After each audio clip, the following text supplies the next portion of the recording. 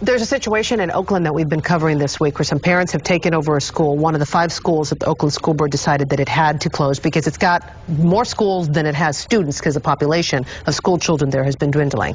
Been very contentious, and now the parents have camped themselves out of school. When you see something like that, I mean, what runs through your mind? And what kind of a position is that Superintendent Tony Smith in right now? Well, and Tony, as you know, is a very good friend of mine.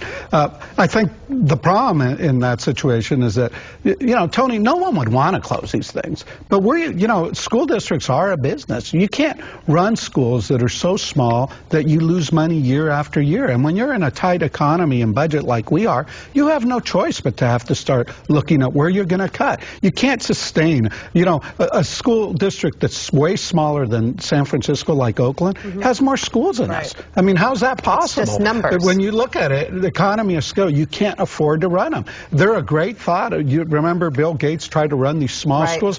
What you find out is that there's an economy of scale. There's so, as much as you would like to do those, you can't afford to do them. And that's the tragedy of all. It's not that we're against people doing it. Heck, if we had the funding that people get other places, 3 times what we get per student in California, if we had that kind of funding, then maybe you could consider running the schools. But you're sure as heck not going to be able to afford them with $5,000 per student.